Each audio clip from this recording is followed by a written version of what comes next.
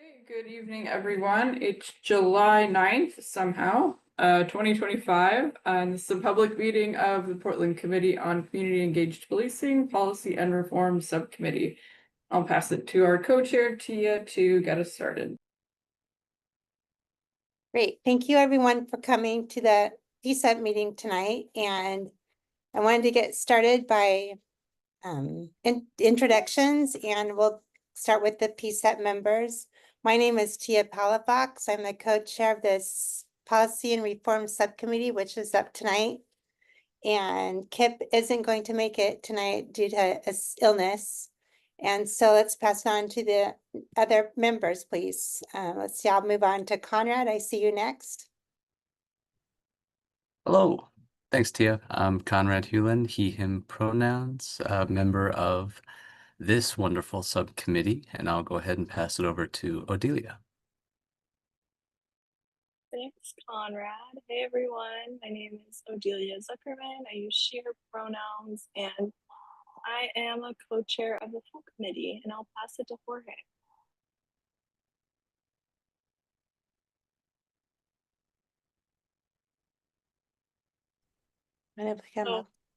Yeah. Jorge introduced himself in the chat. I'll pass it to Devontae. Hi, Devontae Manyweather, co-chair of the full committee for PCCEP and also a member of this policy and reform subcommittee. Thank everyone for coming tonight, and I'll pass it off. Okay, I'm looking to see there's any other PCCEP members tonight. Is that it? And now move forward to any city staff and or Portland Police Bureau staff.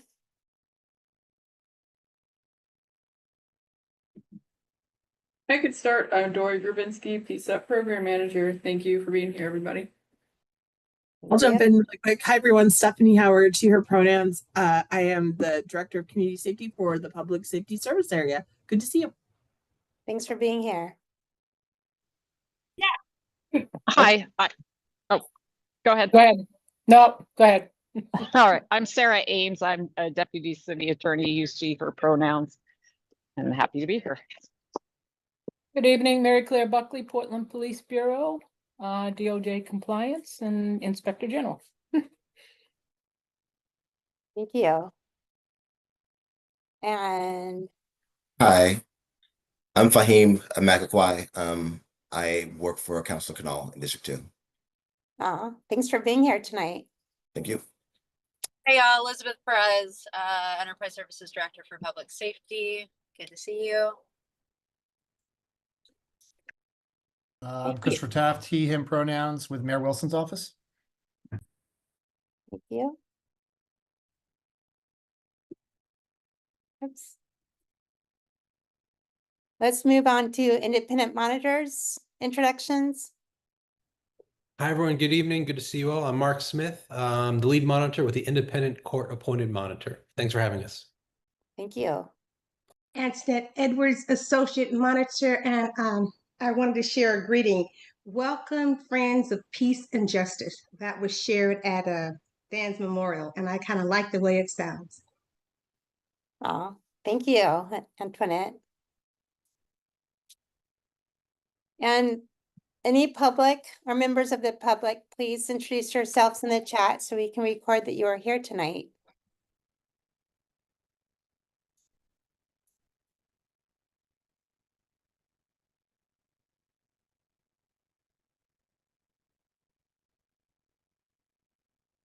Would anyone like to read the community agreements?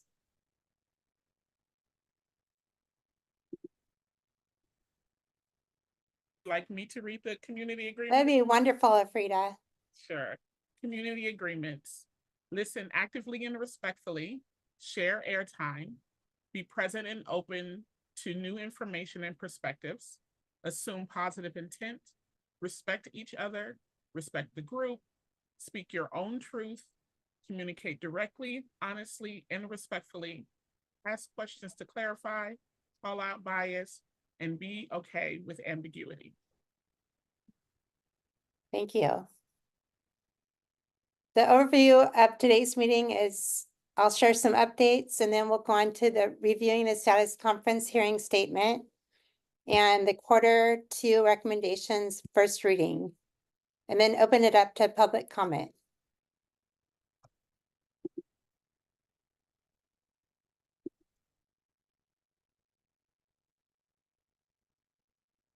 There are 3 Portland Police Bureau directives that are up for first review. One's due on, 2 are due on July 16th. I just put them in the chat. And one is due on the 31st, and I feel like they're really important. The first one is directives review and development process. What I think is really interesting about that is anyone can contact the policy team to revise, rescind, or create a directive. The Department of Justice settlement agreement is listed there, as well as the racial equity tool.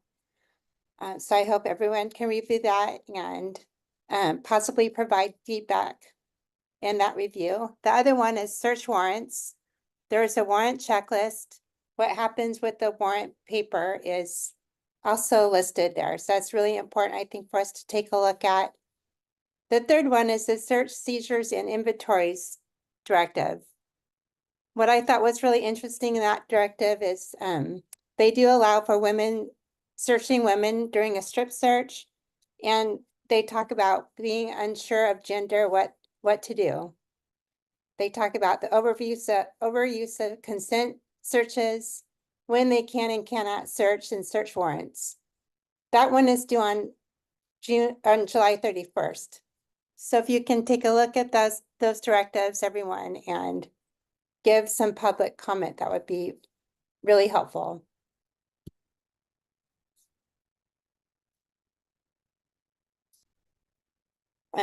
Let's see, I think there's another directive, another update.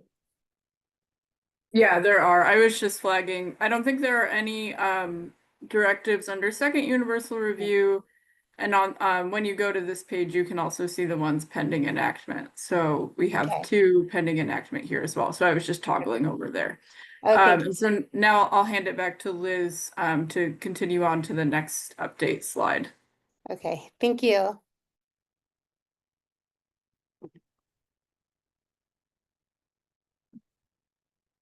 Another update is on July 8th, there was a public hearing on the sanctuary city status. And the community members gave public comment sharing their concerns and ideas to help the city and the Portland Police Bureau support Portland's sanctuary city status in the face of current federal actions and future developments. And I'll just jump in here. I know Kip was going to report out on this because he attended. Odelia attended as well. Odelia, did you have any thoughts to share? Or I don't know if any other members also were at this meeting. Yeah, I have thoughts. I think a lot of the comments were around like the permit and questions about that. And then there were also a lot of, I think, interesting suggestions about like what we can do to help people and things around like ICE agents wearing masks and not having like wearing anything identifiable. And so like there were just some interesting recommendations of like ways to work on that. I think like it was great that all the city councilors at that meeting shared like deep concern for what was happening. And it seems like everyone is super committed to supporting Portlanders. And I think like there's still a lot to learn about like the role between PPB and ICE, and especially as like ICE's budget just went up by a bunch and Portland is now on the watch list as of yesterday. There's just like more to come and look for. So I think it's going to be an evolving thing we're going to need to like check in about as PCCEP for a long time. So Delia, we have a couple more updates.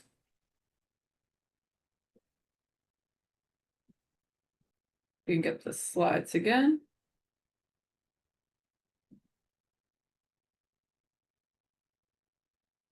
The next status conference hearing is on Tuesday, July 29th at 9 a.m. It'll be located at the Mark Hatfield Courthouse in downtown in Northwest. Oh, my bad, that should say the, oh wait, no, it is the 29th. It is the 29th. Never mind. Okay. I was right. Okay. Go ahead. Another update we have tonight is the Portland Police Bureau in custody death that happened on June 27th. 3 officers responded to a welfare check at a transitional housing community in Kenton. A 50-year-old man was reported to be acting erratically inside of his apartment. After encountering the officers, the man was reported dead later that night. Information about the nature of the encounter has not been released yet. We expect more information to be shared at a press conference this Friday.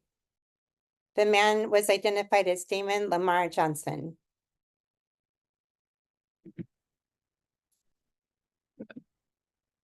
Oh yeah, and I just wanted to add one thing, just to share that. Okay. Yeah, thanks. That I think, and Devontae and perhaps other people, I don't know who, were invited to a private viewing of the body worn camera footage before press conference for community members who are involved in this work to see. And I don't know who all was invited, but I just wanted to be transparent that that's happening, that it was private. And that's kind of all I know about the nature of what it is. So yeah, I just wanted to share that here, and we'll know more at our next meeting. Okay. Any comments about any of those updates before we move on? For questions?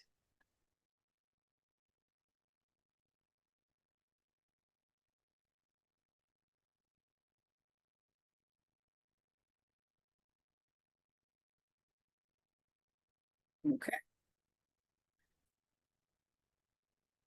All right, I think we can move into the main agenda. So I'll give it back to Tia.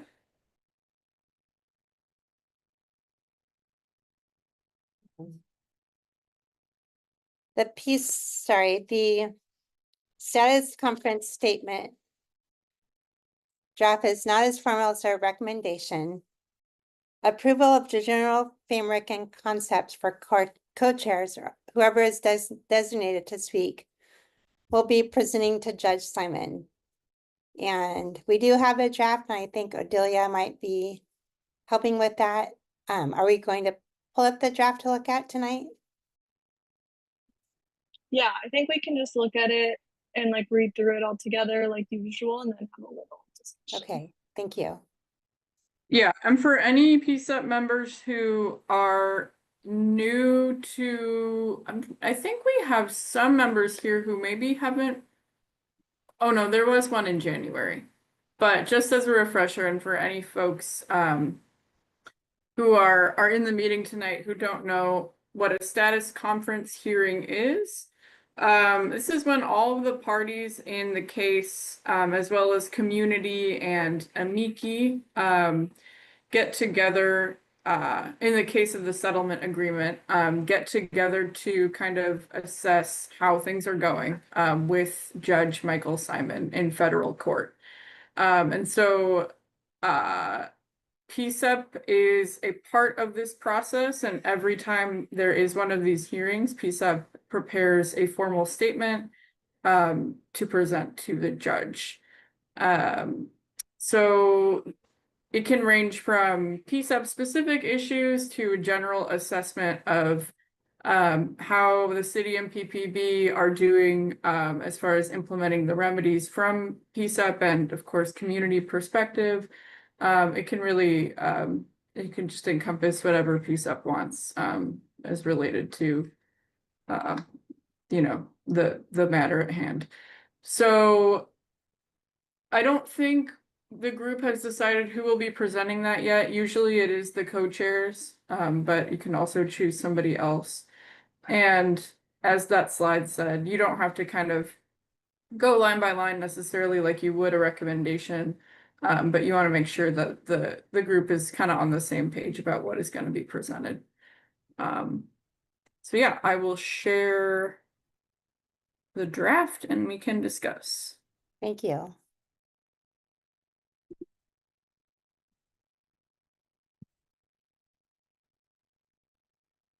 Yeah, and I think like to provide some context too for what we've started writing so far, I think like this feels like a very new and different hearing just because of like Trump's executive order and there's not that many paragraphs still out of compliance. And so it feels like we're very much not in the know right now. I don't know if anyone is with like what's to come. And so I think like this is a really important time to stress how like the work we do and the work other accountability folks do is really important. So yeah, just to lay out like some context for this. Thank you.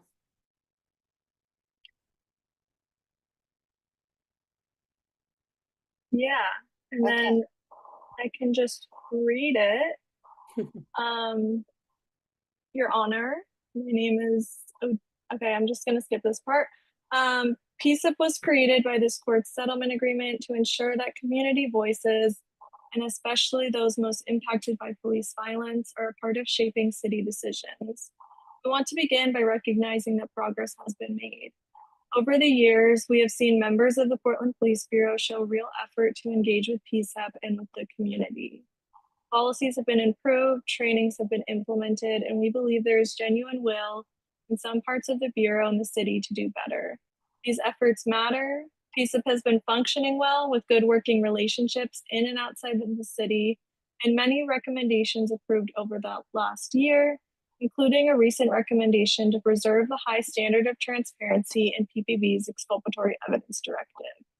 But at the same time, it's hard to celebrate that progress in this moment. Almost exactly 1 month ago, when this is being read in court, another Portlander, Damon Lamar Johnson, who was experiencing a mental health crisis, died in police custody. The DOJ investigation began because of the officer-involved deaths of Kendra James, James Jahar Perez, James Chassie, Raymond Werder, Keaton Otis, Jack Dale Collins, Aaron Campbell, Terrell Ferguson, Thomas Higginbotham, and Brad Morgan. And much more recently, you remember more folks. Just last fall, Portlanders exercising their right to protest faced force from PBB officers on campus at PSU, force that was never assessed for the terms of the settlement agreement due to a gap in monitoring. These events are not ancient history, they are not hypotheticals. They happened while we were being told we were near the end of the settlement agreement. There's a deep and painful dissonance here. If this is what compliance looks like, what was the settlement for? The recent monitoring report reflects the same tension. Based on PCCEP and broader community response from the independent monitor's first town hall, there's an overarching sentiment that serious issues are too often dismissed as isolated events or statistical outliers, even when they point to breakdowns in leadership, training, and accountability. Community members do not experience these incidents as aberrations, they experience them as patterns. So our message today is this: Portland cannot declare this work finished. The city must build systems of accountability that will last after the court's oversight ends. PCCEP, independent oversight, force audits, and community-centered engagement, these must be protected and strengthened, because ultimately the city's accountability is not to this court alone, it is to the people of Portland. Until the day comes when Portlanders, especially our most vulnerable neighbors, are safe in practice, not just in policy, we are not done. So, Thank you for reading that over. yeah, what do people think? Any initial thoughts or anything? Conrad? Yeah, I just wanted to call out, especially as a newer committee member, I thought, in my professional career, having to do a lot of presentations and readings, I like the length. I think, less is more, just sticking to the the high points. And I particularly wanted to call out, I thought the reference to the protests at Portland State, I think that was very well worded, right? Calling out we can't make a delineation, and obviously we'll have the recommendation as well. But I think that did it justice of we literally are unable, that there was no monitoring at that point, which is what the judge should hear. So that was a great call out. I think solid work. Thank you.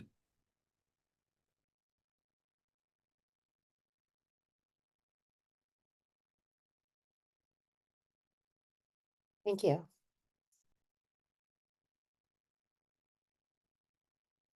So Odelia, we need to decide who's going to be up reading it, and it could be 1 or 2 people. And do we need to do any more approval of the statement? We don't need to formally vote on it, but we do need like overall agreement, and sentiment that we can say this and share it on behalf of PCCEP as a whole. So I think like, and a lot of that will just have to happen offline, unfortunately, because not everyone's here today. So I would say that. And I also don't know if we need to pick today too, just because I don't know who wants to be there and all of that. So Right, okay. yeah, I think more so Those are just next making steps. sure. Yeah, but right now making sure like the messaging is there, we like the content, like the ask essentially. There's a message in the chat that I think is worth reading out. Is it premature to reference Damon Lamar Johnson's death in custody in that context when we don't have any details yet and you guys haven't seen the body cam footage yet?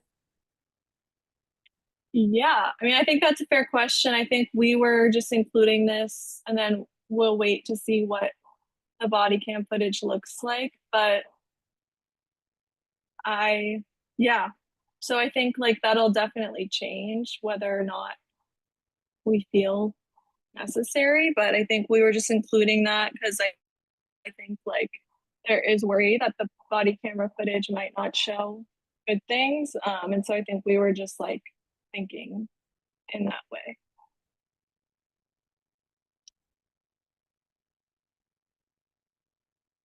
Yeah, I think it's a good point. I think maybe something to be revisited once information is released, which as far as PCCEP is aware, it will be released this week. And this will be presented on the 29th. So I think definitely a good point.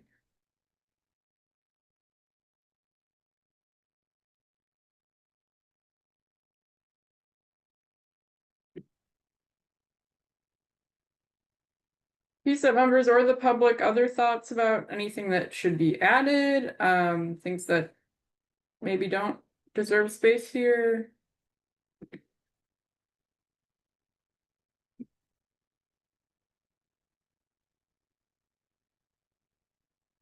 Go ahead. Okay. Yeah, thanks. I'm just like rereading it again because I'm the person that kind of needs to reread it over. Sure. But so far, I like everything. I like Dory, I like your like the comments and suggestions you have, like more specifics. I definitely like the part of like kind of highlighting people, like devs, community members, but also I don't know if you can see the part that I've highlighted, but in the third paragraph, the last, like we remember the officer involved, devs of etc. too. Yeah, everything, and same with like to Conrad's point, like kind of keeping it short but highlighting those like points. Yeah, no, everything seems good on my just finishing it up would be my only thing.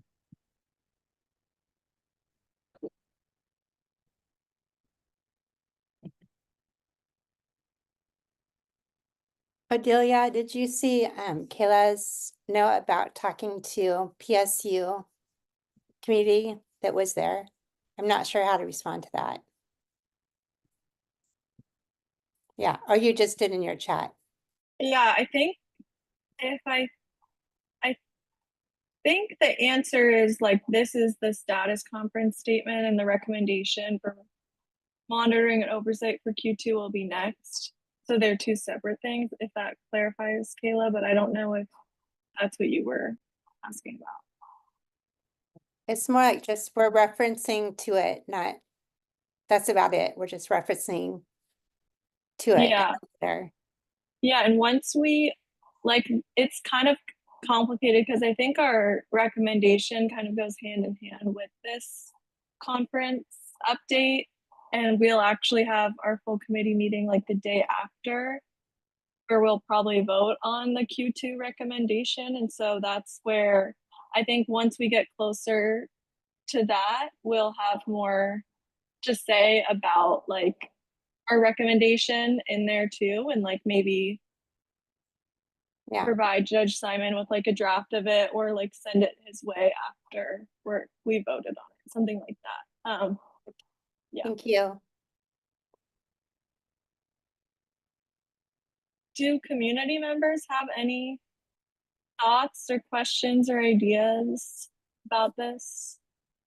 Would be great to hear.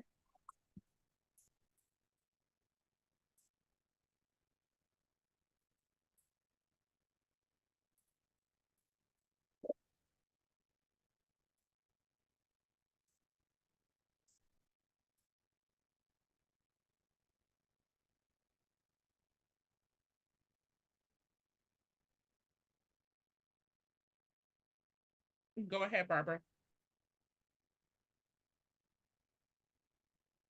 Oh, I can't hear Muted you. yourself. Yeah, you're on mute again. Okay, there, sorry. Barbara Boshinsky, Portland Cop Watch. It sounds pretty good to me. I guess you do need to look at the body cam footage. I like the fact that you express appreciation for what PPB has done, but then also bring up important areas that are problematic.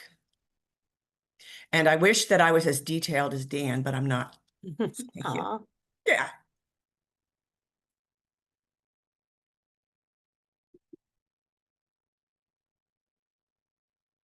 Thank you. Go ahead, Jorge.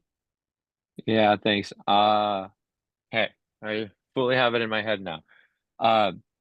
2 points. It's probably more towards Odelia, seeing I'm assuming Odelia was the one that wrote this, mainly.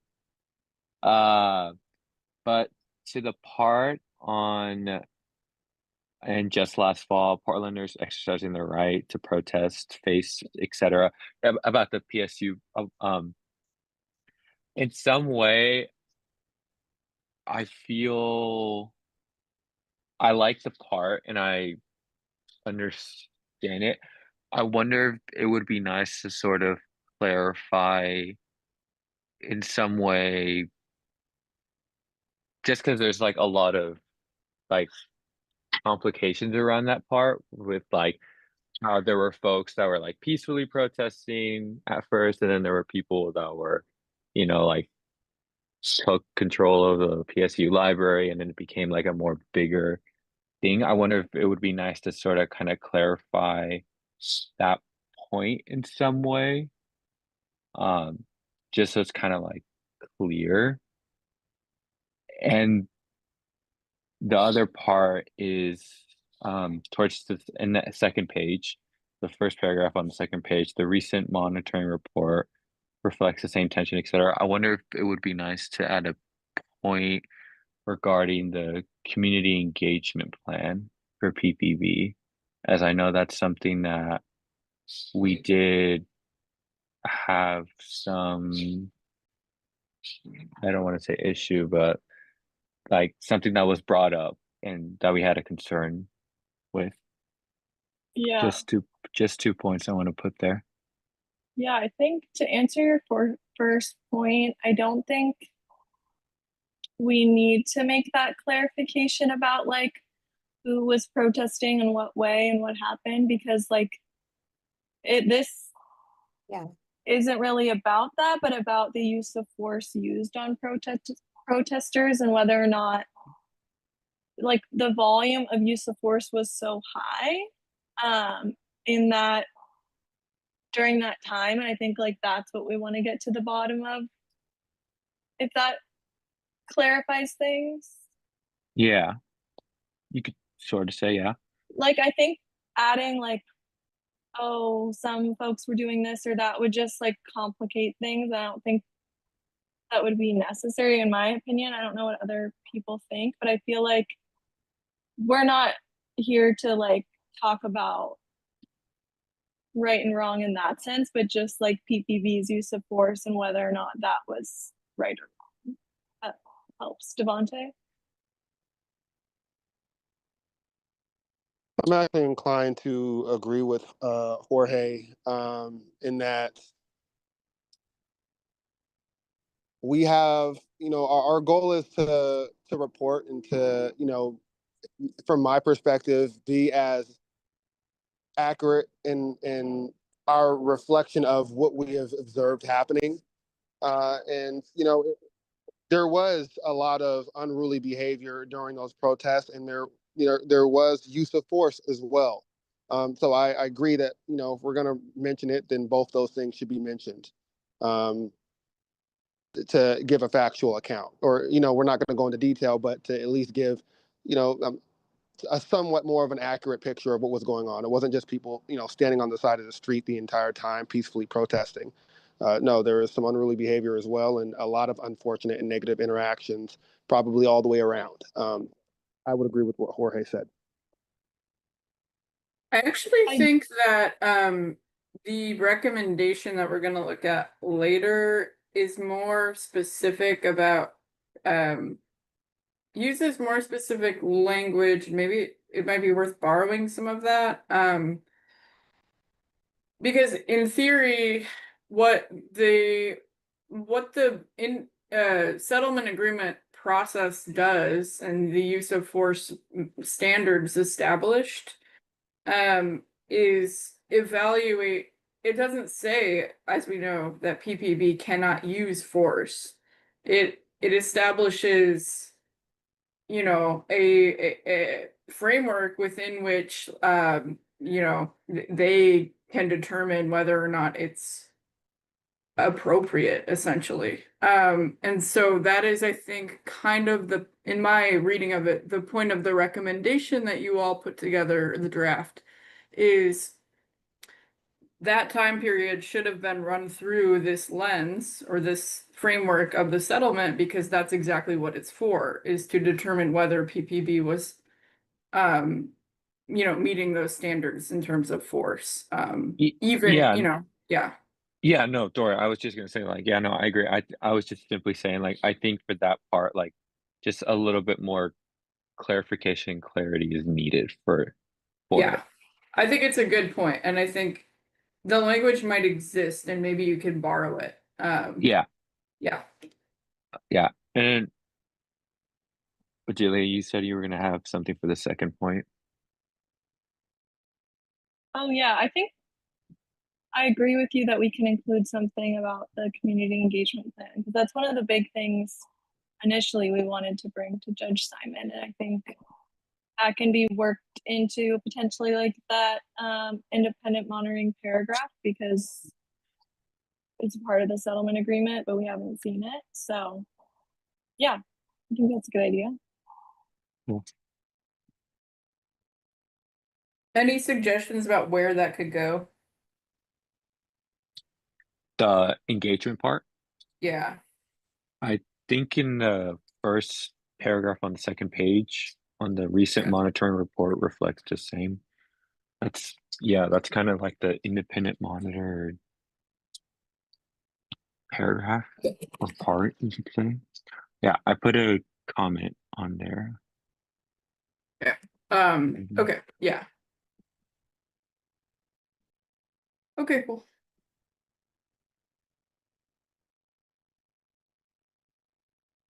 Cool. Any other thoughts from PCCEP or community members?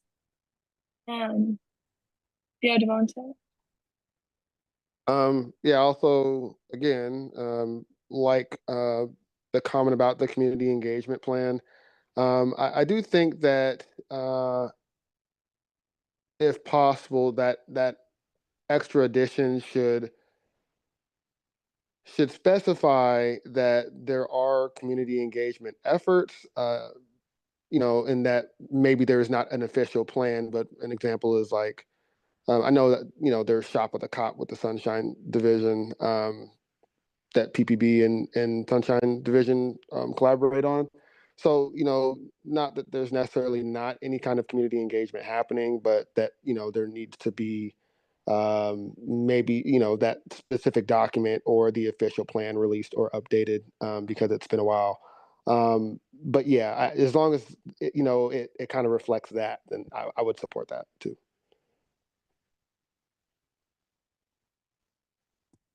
I just want to comment on that, like to Devontae's point, I agree. I think like, that clarity part, like we see PPB, has a department of community engagement, they're doing efforts, but we're seeing that there's still a, like a document part or etc. So I like to Devontae's point, I like it.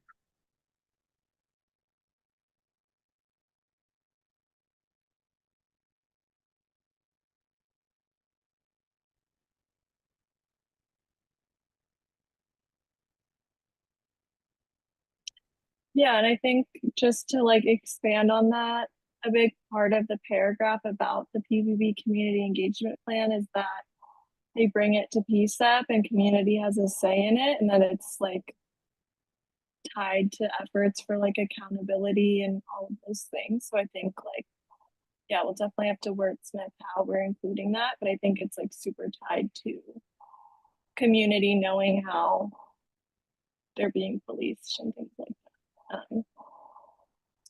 Yeah. Any other comments or questions about this? Are we ready to move on to the next document?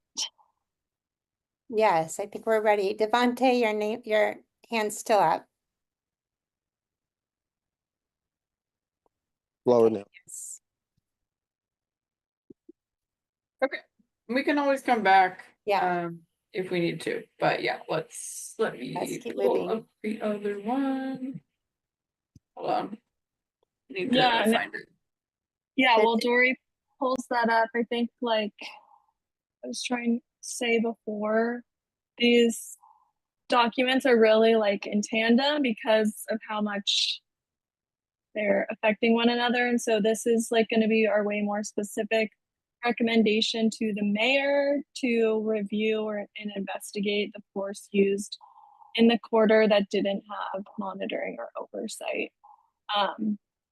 So yeah, I think we're just going to do a similar thing of reading it and then talking about it. Does anyone else want to read it this time? I can read it, Adelia, if you help explain it. Yeah. Hopefully when you read it, it'll make sense. And then I won't need to, but we'll see. I think so too. It's super readable. Okay, we recommend it, our mayor conduct an independent review of the Portland Police Bureau's use of force in Q2 of 2024. So this is of last year. PCEP understands that the city of Portland, the Portland Police Bureau, and the U.S. Department of Justice reached a decision that there would be no independent monitoring of the city's compliance with the settlement agreement during the first half of 2024 due to the transition between the monitoring teams. However, during this unmonitored period, Portland experienced some of the highest rates of police use of force in recent history, notably during the Portland State University protest in May of 2024. Looking specifically at Q2 of 2024, PCEP and community members observed a troubling trend beyond the alarming levels of force used due to a large number of instances of evidence mishandling of PPB and the city attorney's office CAO. Cases were dropped. In terms of force applied, PPB's open data shows that since tracking began in July 2017. Quarter two of 2024 saw the highest recorded use of conducted energy weapons, CEWs, or otherwise known as tasers, and the highest overall force of incidents. Here's some statistics. We'll move back up to that if we need to. While we recognize there was no intent for this period without monitorship to coincide with unusually high levels of force, the circumstances demand independent investigation. Because the current and former monitoring teams are precluded from conducting such a review under the court's settlement framework, PCCEP recommends that the mayor request the city auditor's office to initiate a thorough investigation. This review should be guided by the standards already outlined in the settlement agreement, including assessments of site-specific paragraphs from use of force section. So we'll have to, I'm not sure exactly what that means, but I'll keep moving forward. The investigation is especially critical given how close the city is to the end of the settlement agreement. Leaving a period like this uninvestigated raises serious concerns about transparency and accountability and further degrades community trust, particularly when the city was in a similar position in 2020 and fell out of compliance due to PBB's protest response. Failing to review this period leaves a damaging gap in oversight. Risks repeating past mistakes and may result in a serious loss of public trust in the conclusion of the settlement agreement. Moreover, the unexamined quarter calls into question the validity of city's compliance timeline. The settlement agreement requires 1 year of sustained compliance with key paragraphs. If a quarter containing significant use of force incidents was not assessed by an independent monitor, it is difficult to credibly claim continuous compliance. The recommendation reflects persistent community concern about use of force during quarter two of 2024 and the compounded lack of external oversight at that time. Before PCCEP or the broader community can feel confident that the city and Portland Police Bureau are on the right track as outlined by the settlement agreement parameters, we must first have a clear understanding of what occurred during these notable crowd control incidents and why. We thank the mayor for taking these concerns seriously and look forward to the completion of this critical review, which will help guide the city's next step towards constitutional policing and community trust. Great stuff, Tia. Thank you. That was quite a mouthful, but to me, reading through it, it did really seem clear to me. I'm trying to think if there's anything else I could think of to start off with comments, but yes, I feel like that was clear for me. But if anyone has things to add or questions, that would be great. Or Adelia, if you want to talk more about it, as you really did the bulk of this as well, I think, in getting our feedback and putting it into words. No, I've got nothing. Conrad, I saw your hand though. Okay. Yeah, no, I just wanted to call out, I think I know we were editing it to today, and I think the shifts make the call out hopefully really clear, and maybe we can get some feedback from other folks here, which, I mean, the call out in my mind, I take this to you can take it to either extreme. You know, in that quarter, either everybody was exercising their perfectly constitutional rights in protests and all the uses of force were unwarranted, or everybody was completely exercising their rights in an unconstitutional manner, which justified all the uses of force. Realistically, we don't know either way. So it's not, I think it gives us a lot of credibility when we're not making any claims on either extreme, but we're blatantly calling out that it absolutely does need to get reviewed. And hopefully that's what has come through. And I'd be really curious to see folks who haven't reviewed it, if that was clear. But again, short, sweet, to the point. I'm liking where things are going. Thanks. Great. Yeah, I just have one question. And I know like we sometimes do this where like if something were to come out of this and there was a review where things were found to be out of compliance or whatever, do we want to make like a preemptive suggestion now of like something to do other than like a report just saying like things didn't go well, but just that's kind of a question for like strategy and also what we've done in the past. I don't know what people think about that.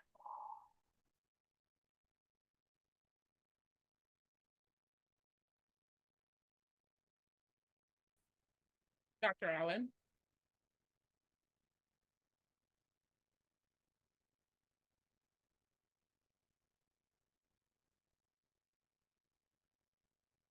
To be in compliance is not only to use force appropriately, but also for the supervisors to use their positions to teach and correct appropriately. My question has to do with, is there any indication that there were any supervisory corrections that would have turned up in the following quarter? Because after all, it takes a while for the police to do their own internal investigation to determine, to determine what kind of a correction is appropriate for the inappropriate behavior specifically, because each inappropriateness has to be approached in appropriate manner. Not too much, not too little. So my question has to do with the current monitor that did start in the next quarter. Do they find any indications of supervisory correction of what happened in the previous quarter?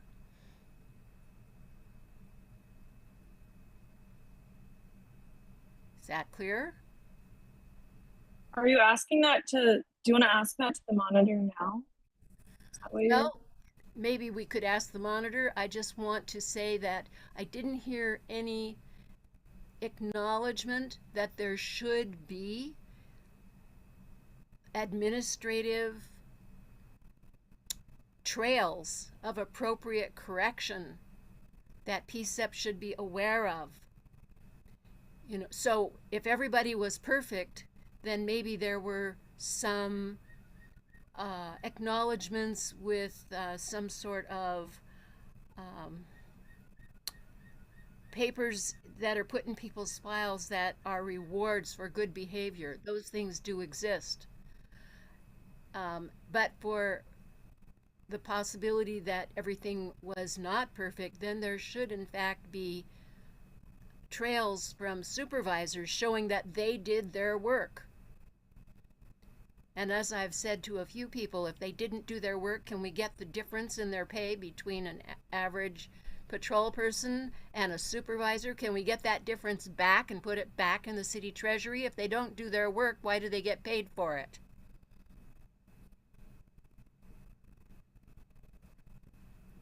Devontae?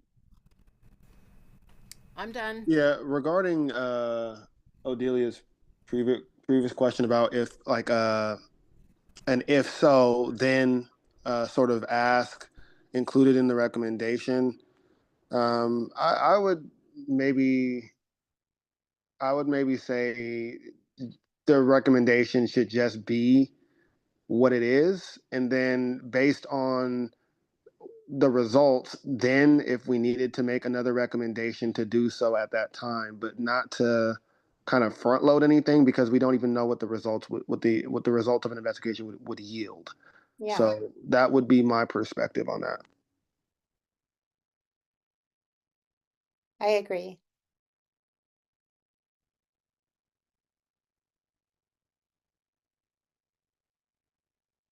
Right. Any other community folks' thoughts on this, please?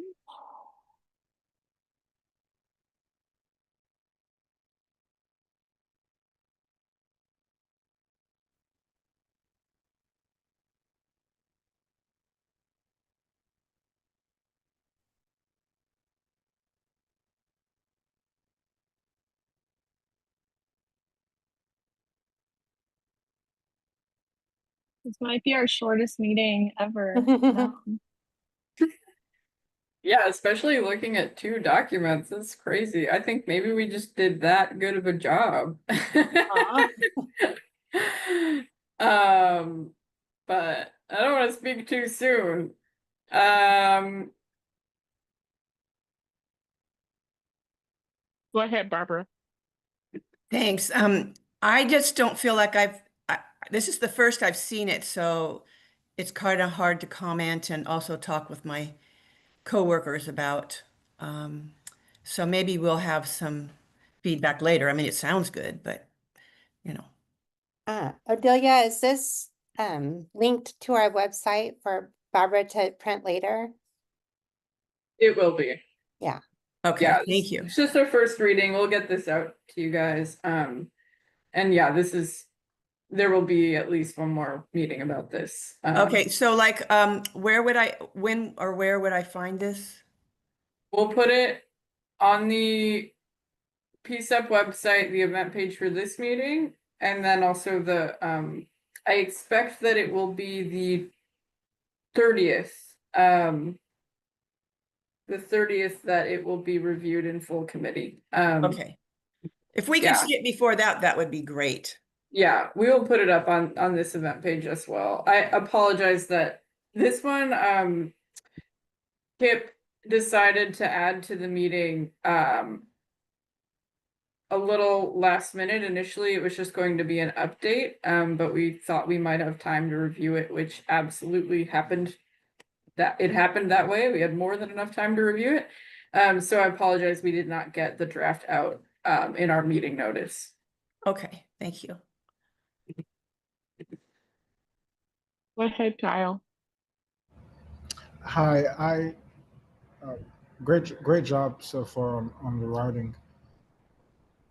I'm curious about Dr.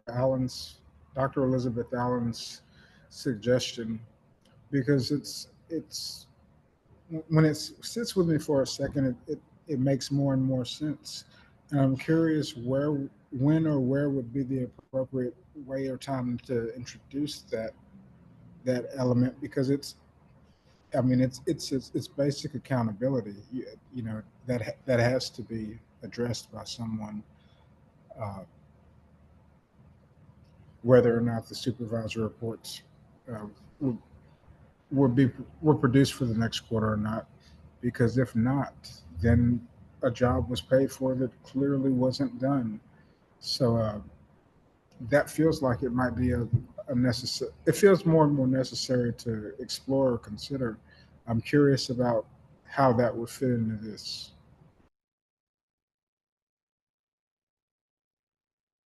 Thank you, Kyle. Mary Claire.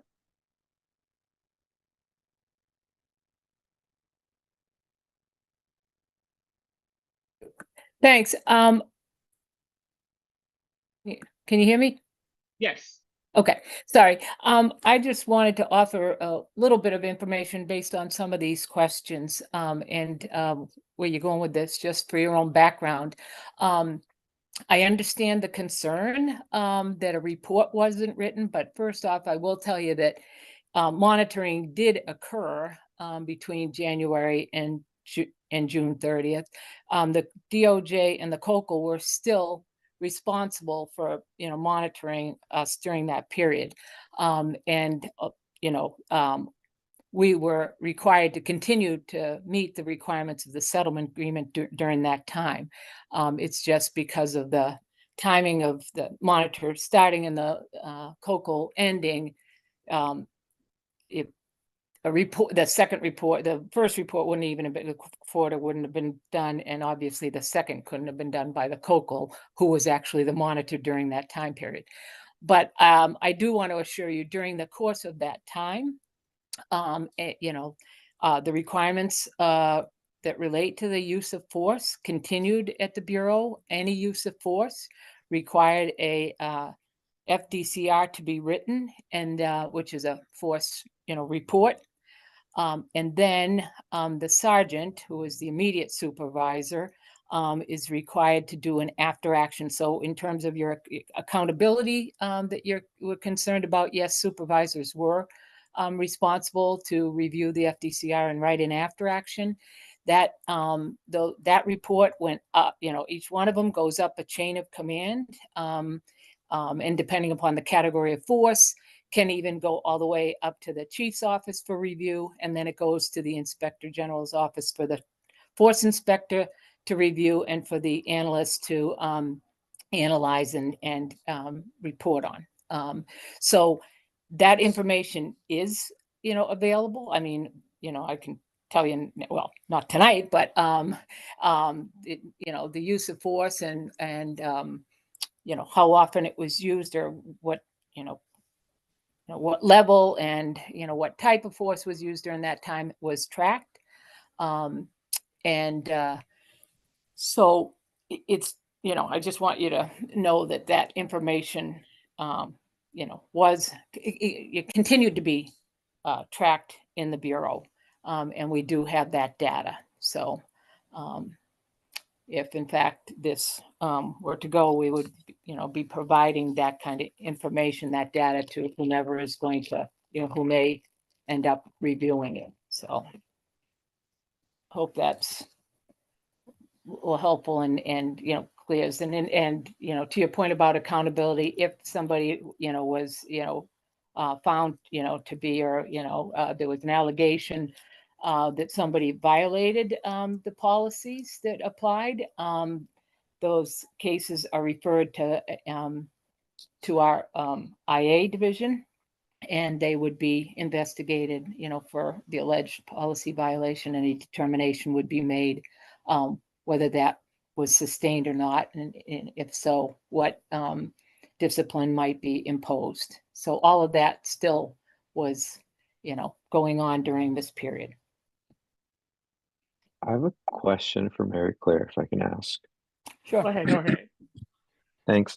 Okay, so Mary Claire, just for clarification, you are saying that your team did conduct a sort of report for that Q2? Yes, we continued to, audit and analyze those reports. Okay, so a report was made, like broken down, etc., everything like that. Yeah, just like the reports that we usually do each quarter. Yep. Yeah. So yeah, I'm just trying to like get a clear understanding. So like independent, etc., like that wasn't, but you did. Okay. And whenever you have the time, Not independent. I think that's the distinction. Yeah. No, Yeah, and that's what I'm saying. And that's how that's it the worked part I'm trying to get before. to. Is that like Yeah. an independent wasn't made, but like Inspector General PBB wise, that one was made. Yeah. The Okay. Bureau did their own process, and normally that is the information that would then go to either previously the COCL, and then, or now it goes to the monitor on a semi-annual basis. We provide all those. They often take a random sample of all our force and review them to determine whether they agree that in fact the use of force was constitutional. That's how the system usually works. But that, you're right, that neither the COCL nor the, now monitor reviewed those uses of force in that quarter. Awesome. Great. Thanks for that clarification. And then my ask to you is if you could send that over whenever you have time. I'm asking for it personally. Sure, I can provide it to Dorian. She could send it out to you. I guess that would work for you. Awesome. Thanks. Because I don't have to. Yeah. All right, go ahead, Stephanie. I just wanted to just add a little bit to what Mary Claire just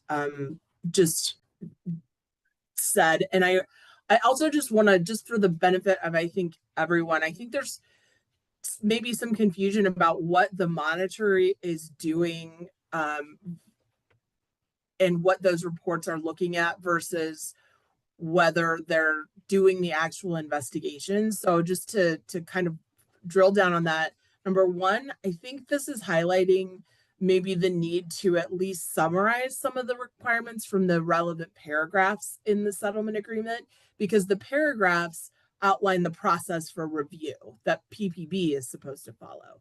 And what I hear are some questions that maybe are concerned that like those aren't happening. And I think Mary Claire just clarified they are. So I think it's important just to have that distinction and to recognize that what a monitor, whether that's through this recommendation or if it had been part of the settlement agreement, what they would be doing is taking that data that Mary Claire's team puts together and random sampling that. They're not doing an actual investigation on each use of force. So I just want to make sure that that's clear if anybody, you know, was confused or, you know, wasn't sure and felt like maybe there was some, like there was just no review of anything happening during that period of time. And last, I'll just say, I dropped in the chat a link to where the quarterly force reports are reported. So I'm not sure when the Q2 one would be. No, I'm sorry, it is in there, isn't it? It's there. Yeah. Yeah. So the posted data each and the reports that she's talking about are available in that link that I dropped in the chat. Thanks, Stephanie. You're much more astute at that than I. I would have just emailed it. Go ahead, Tia. I just wrote down in the comment what I was going to say was, when Mary was talking, I mean, Jorge jumped in there a little quicker, just, now should we add a little more information into our, recommendation that the mayor could go to the PPB and the IPR for some of these findings? Now that we know that there's some data available. I think that that's where they would go. Yeah. Because that's Okay. Right. yeah. So I think they know that All good. hopefully, but yeah. Was that all you were gonna mention? Yeah. Tia? Yeah. Thank you. Yeah, and I guess I just wanted to say a few things. I think like there's a big difference between PPB reporting on themselves and someone independently reporting on PPB's use of force. True. And like I find it like slightly concerning when folks like it's feeling like there's not a desire for this to be reviewed by folks at the city, and that's just the vibe I'm picking up. And I just wanted to name that because I think like more review, more oversight is always a good thing. And so I think like although PPB has done and hopefully done its due diligence with this, like I think we have a right to review that. And so I still feel like very strongly that we should continue with this and get all the information we can, because why wouldn't we? So yeah, I just wanted to say that. Thank Yeah, you. Thanks, everyone. One of the co-authors of this is not with us, Kip, but I do think the overwhelming amount of there have been quite a few community requests to pursue this topic over many months, and the PCCEP members who authored this recommendation are I think there's maybe a need to emphasize in the recommendation your desire for it to be an independent review. There is no suggestion, or there is no misunderstanding that PPB did not meet their normal reporting duties during this period. It is really the absence of that independent review that is required by the settlement agreement that is in question here. So I'm hearing that maybe that is not coming through as clearly in the recommendation as it should. Oh, go ahead, Jorge.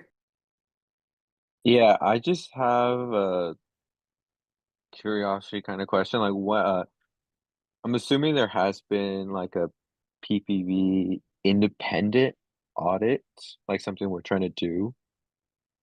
Has that been the case? I mean, PPB has a number of things have been audited by like the auditors that PPB has done, but like, is that what you're asking? Like there has been like independent audits, like something we're trying to do, right? Yeah, like PPB, the auditor's office has done like an audit of PPB surveillance Yeah. things. Oh, Like, one so was, there's, yeah. yeah, no, to my point, like my question was regarding that, like what was like the most recent one? That's just like a curiosity question for me. Do you mean audit specifically, like the city auditor's office, or do you mean more Yeah, generally? city, like independent from PPB. Well, Like one where, independent from PPB also, in my opinion, includes all of the types of monitoring that are part of the settlement agreement. So that, of course, as we know, is ongoing. But we could also link some of the auditors' reports about PPB as well. yeah, I'm just curious to see like what the most recent like audit was. Seeing that this is like a conversation, I'm just like curious to see what else has been I like put out there. From what I remember on the auditor's website, you can look like by bureau. So I'm sure you can Sarah, find it. Sarah has my answer. Oh, I just would like to point out that I think it's paragraph 189. It was one of the remedies after 2020. We commissioned a real independent, intensive review of the response to the protests in 2020. And Independent Monitor LLC was the contractor selected to do that review. They came out with a report. They had made recommendations. The city had to respond. And then they followed up 6 months later to see if the city had implemented its recommendations as promised. So that was a very intensive, they interviewed all sorts of people, watched all sorts of video, and that probably is the single best example of outside independent intensive auditing on something like this. And of course, the PSU protests were much less involved and less time, didn't it was a very narrower event than all the events from 2020, but that would probably be the thing for you to look at. Awesome. Thanks, Sarah.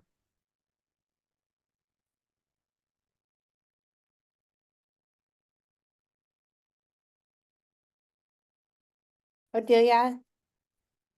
Did we need to look back at the statistics that was added into the statement? We just passed through them really quickly. I didn't read them out loud. What were those statistics of?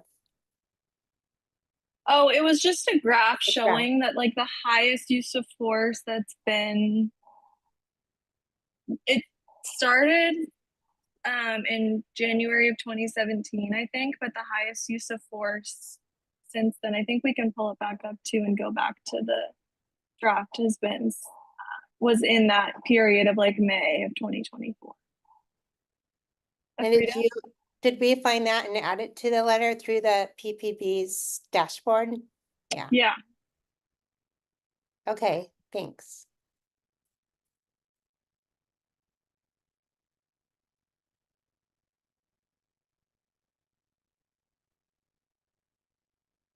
It's okay then.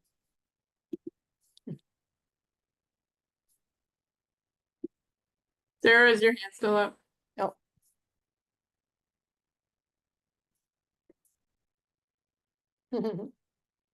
Gonna say no. Okay. All right. So PCCEP members,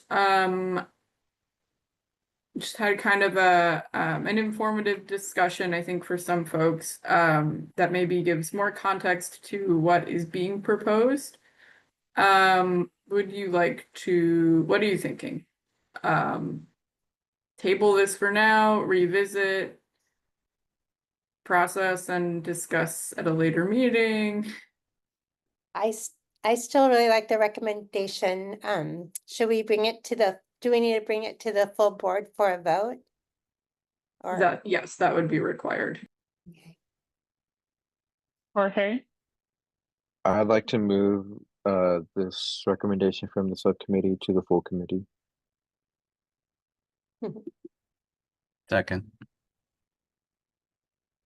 Okay, there's a second there. Are there any discussions, Any questions, any further things that need to be stated before we move to a full vote? I don't think it should I be think we moved, need to vote.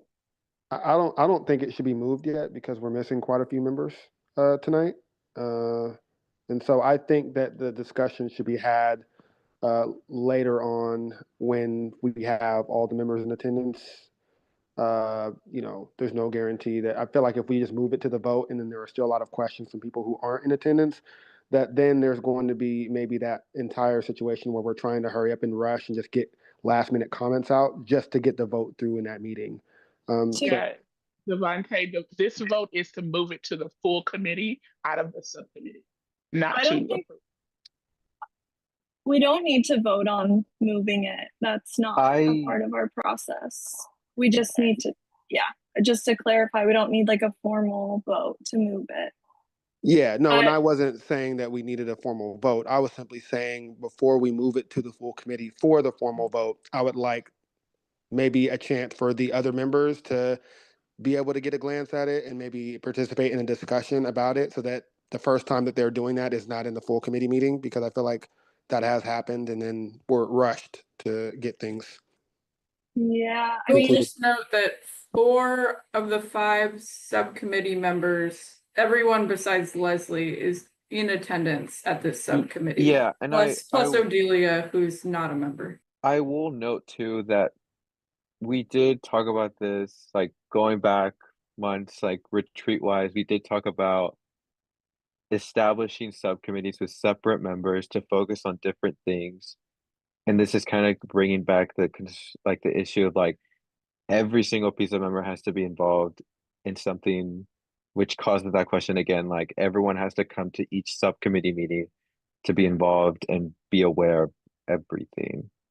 So it's like policy members right now in this subcommittee all agree. I'm assuming everyone's pretty much in agreement that I think we can move this to the full committee where everyone can talk. That's just a note for folks to be aware of. I would also just add, I think like a lot of this can happen offline. But like, I think I sent this out a few days ago or last week. I honestly don't remember when, but everyone should have a copy of this. And like our full committee is on the 30th. So in 3 weeks. And I would hope that people would have enough time to ask questions and give comments that I think the timing of like voting on it the day after the settlement agreement is also really important. And I think like this isn't, from what I know from other members and not speaking for them, I don't think this is like a very conceptually like complicated or nuanced recommendation where we're just asking for a review, whereas like other recommendations are there's a lot more going on. So I would say I think we should take this to full committee and just make sure that everyone else gets to see this in the meantime, and like we can have offline conversations and meetings too. But yeah, Conrad. Yeah, thanks. I appreciate the point, Devontae. I was just gonna echo what Odelia just said. I would love to see us operationally utilize reviewing materials before meetings. I think I'm not talking about this or anything in particular, but I think operationally what slows us down sometimes is there are, and we've all done it, folks who come to meetings maybe not as prepared as they should be. So I think this is a good start to turn the page and just like that's the expectation. Our subcommittees are charged with reviewing, and then between the subcommittee meeting and the committee meeting, the expectation is everybody should be reviewing materials ahead of time so we can get some of the preliminary questions, and then anything substantive we can knock out during the meeting. And I think that will ameliorate hopefully most of the concerns you mentioned, Devontae, but I do appreciate the point. No, I think that's a really great point too, Conrad. So thanks for calling that out. I do think that, that's just, a part of us continuing to tweak and maybe fine tune our process. But in between these sessions, when documents are going out, if maybe we can have some sort of check-in, like, hey, just, send, it can even be like a one-word response once you've viewed the document so that the rest of the committee members know that you're aware of what's going on at least. I think that that'll help make those full committee meetings where we are doing these votes a lot more efficient and streamlined so that we can have more time for dialogue that isn't necessarily catching people up to speed about where we are to then be able to participate in the conversation so that we don't end up in that rush state that, that we've been in the past. So yeah, I appreciate the call. Go ahead, Kip. There we go. Sorry, I'm having to work off of my phone right now. Yeah, sorry for joining late, guys. I'm like, all right, I can actually speak. I should try to join. Yeah, just to make sure I'm 100% on the right page, and this is on the recommendation for, thanks to you. Recommendation on looking at the gap monitoring period. Is that correct? Yes. Okay, I just want to be 100% sure that's what I thought I heard as I was joining. I do believe we also discussed this at steering committee and previously as well. So I guess I'm going to echo. I process and procedure is something I'm very adamant about us getting better at. But Conrad, I think you stated it extremely well, that the subcommittees are for substantive conversations to form something and then it should be moved forward.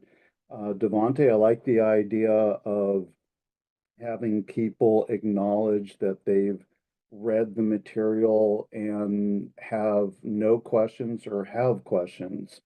It's no fun to micromanage, but if we're consistently seeing people show up and we're not feeling like they're as well informed as they should be, or they're asking basic questions, maybe we need to add a process to that as well. Thanks, Kip. Glad you could make it. Hope you're hanging in there. Yeah, the Excedrin kicked in finally, so The worst. Okay, so I think yeah, a couple of things have come up in this discussion that we can flag when we review it next time. And it will be absolutely a full review in full committee. So, we will read it again, we will discuss it again, all of that. We don't have anything else on the agenda yet for that meeting, so. But it's a long ways away. So I just want to summarize a couple themes that I've heard are perhaps more clarity about the why, and maybe distinction about this is a request for an independent review in the writing of it. I also wanted to flag something that Sarah mentioned, which was highlighting that there is kind of there is like a parallel review that happened with the IMLLC report that some of you are familiar with of the 2020 protests.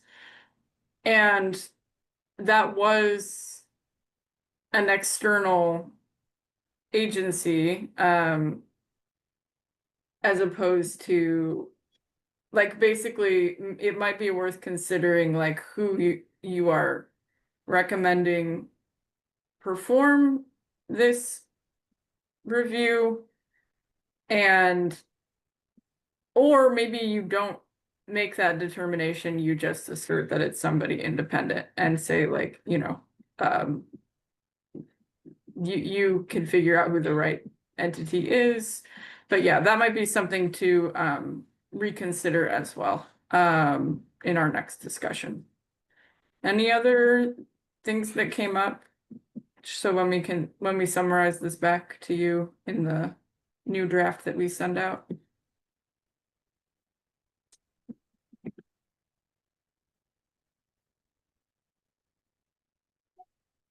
This has nothing to do with the draft, but just for process wise for the group. How closely do we want to adhere to Robert's Rules of Order? Because if we are adhering to that, a motion was called for vote. So therefore, a motion must be to withdraw. But if we're there, okay. All right, we can keep on moving. Just consensus based, and we don't adhere to that for our subcommittee, well, in any of our meetings, but yeah, it's not required to move it forward. Right. Today was a discussion of the draft. We weren't trying to make a final decision tonight, but wanted to review it with who came to the subcommittee meeting tonight. And then, so I think it does make sense to bring it to the full committee as at least one of the agenda items.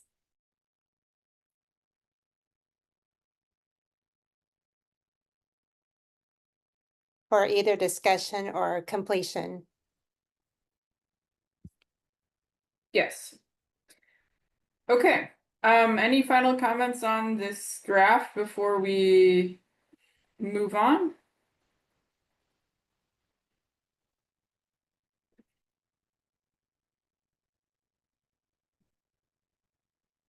Okay, well, we have extra time. If there's anything else anybody wants to mention in this space, you can use your time. Otherwise, we can move to public comment.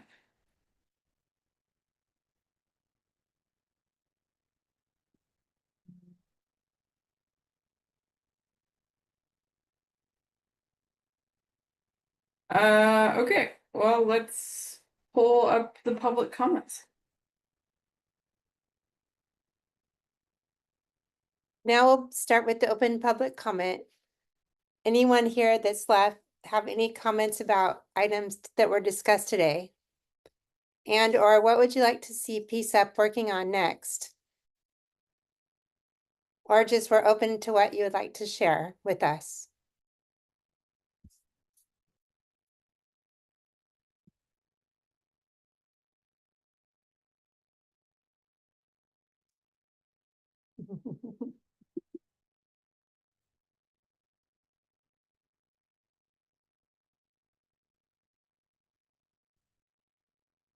That's small, Mark.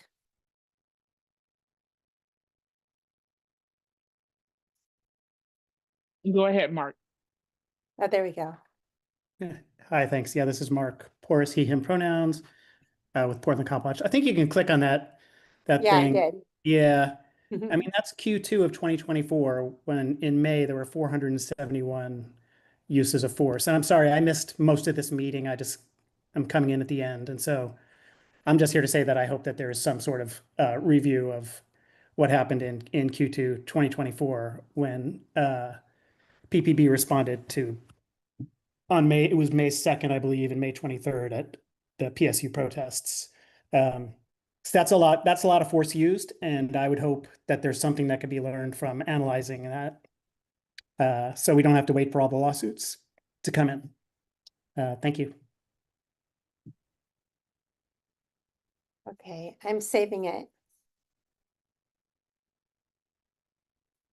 Yeah, I think that's a great draft. I think we can add it to our thing. Thanks, Mark. Andrea. All right. Hi. My name is Quandre Davis. This is my first meeting, and I kind of just happened upon a link for this, but I have a kind of just general question, not about anything specific we discussed today, but kind of what is you guys' mission statement? And then also as like a committee for, community engaged policing, what are we doing to engage the community? Because like I said, for me, like I just happened upon like a link or whatever I saw that took me to this Zoom meeting. So I kind of just want to get a little more information on what your mission statement is, and then how are we reaching the community to give our input.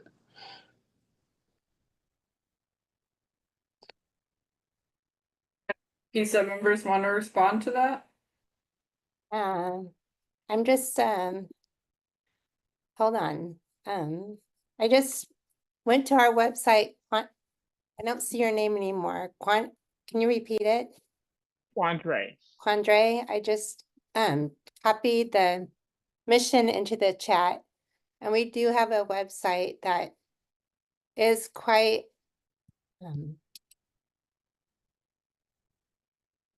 informative.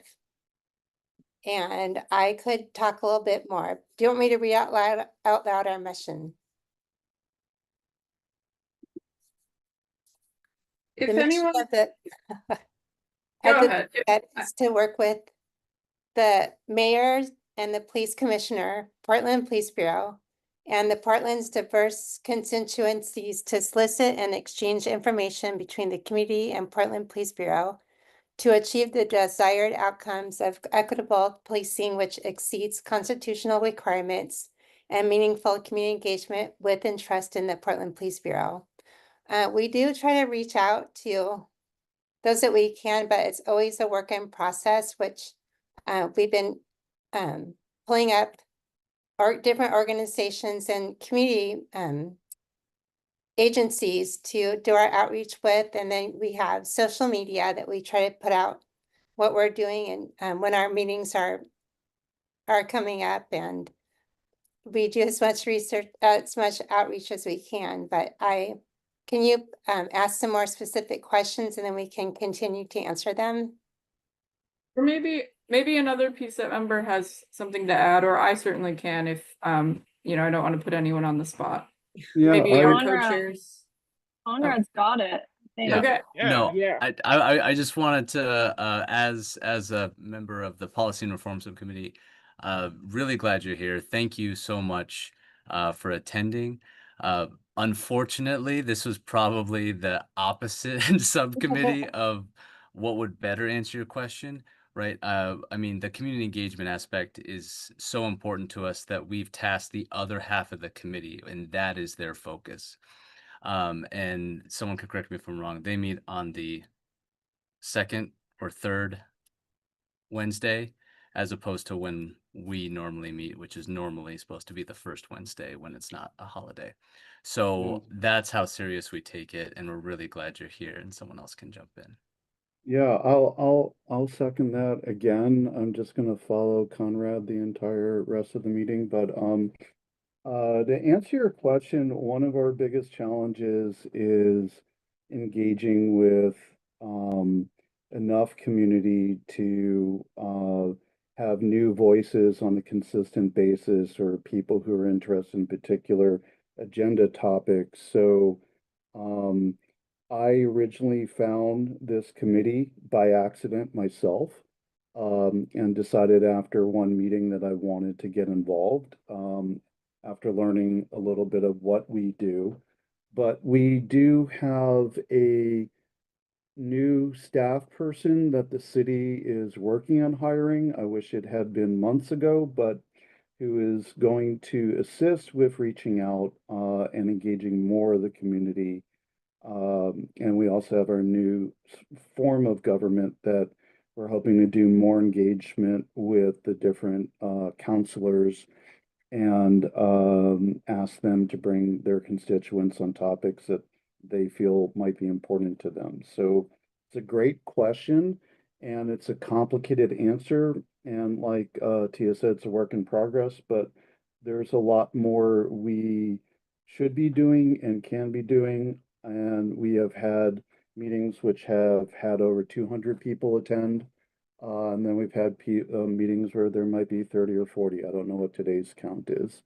Well, I see 27, so around the 30 range. So if you find this valuable or you have feedback, please share with us and share with other folks, because it is supposed to be community engaged conversation.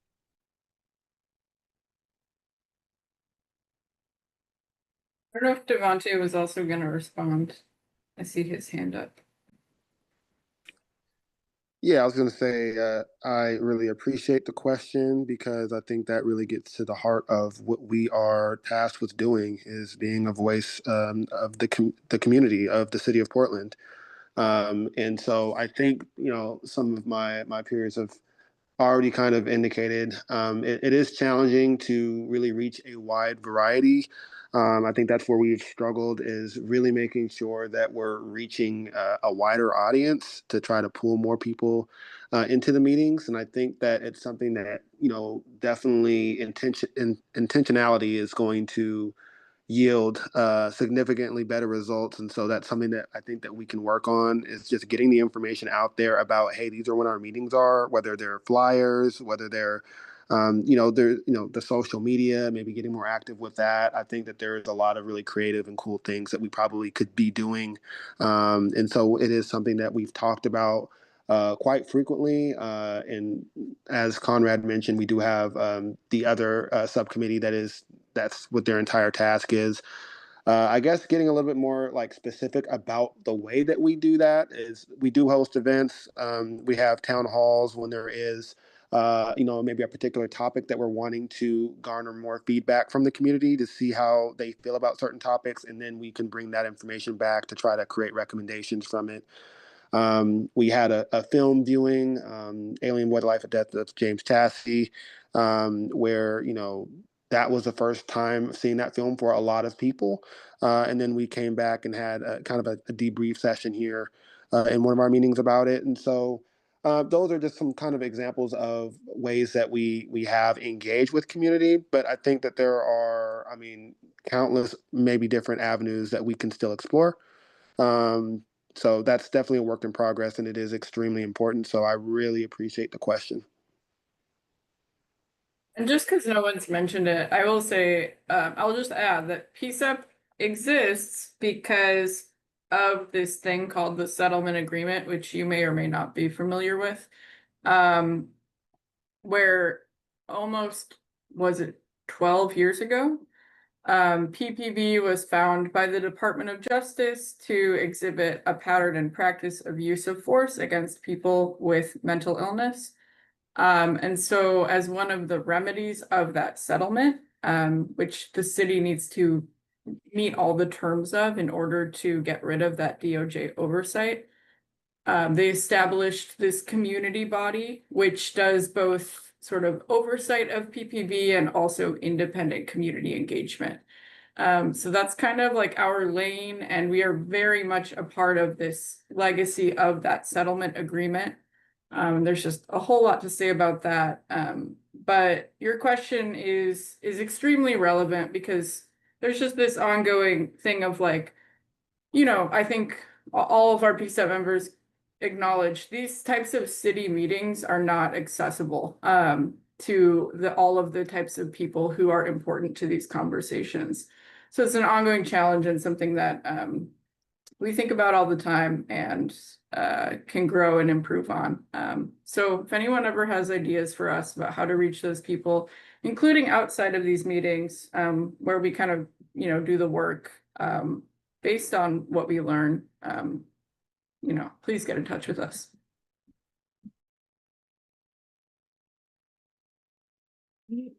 Yeah. Hey, Excuse yeah, me,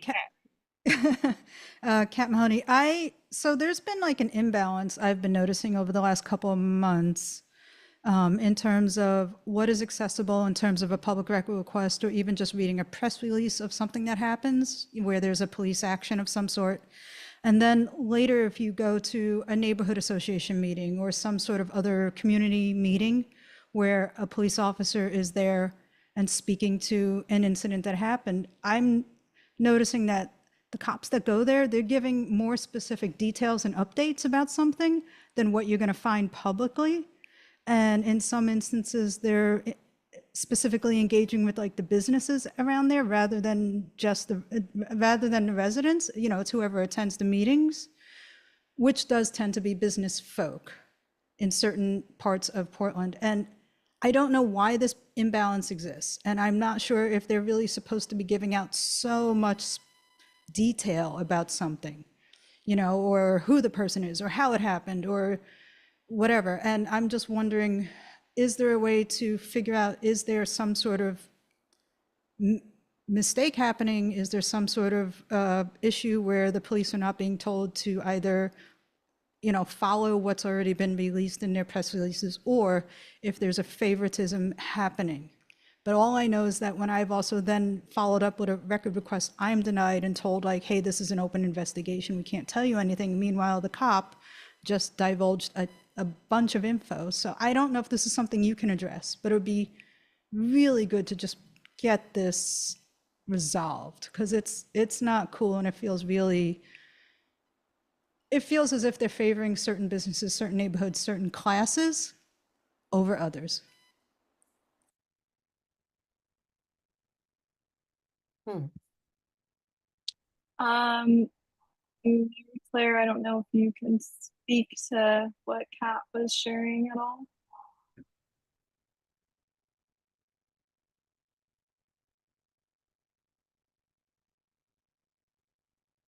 I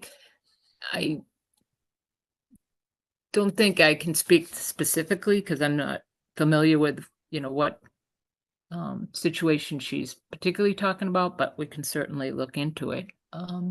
You know, the press releases come out of the PIO's office, so they usually just give the bare thing, but you know, so there are times I suppose that they, by the time there's public meetings, there may be more information that's available. I just don't know what the particular circumstances were here, but I can certainly check into it.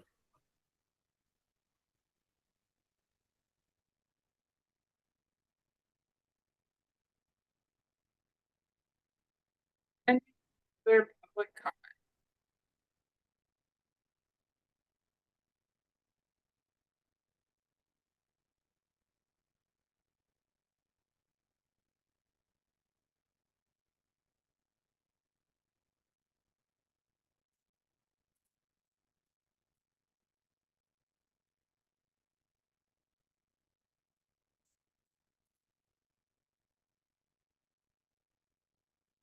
Right.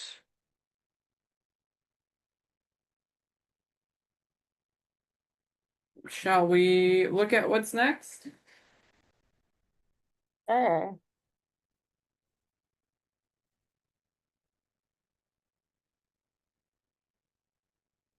Our next meeting is on Wednesday, July 30th. We'll be having our full committee meeting starting at 6 o'clock and running through 8:30.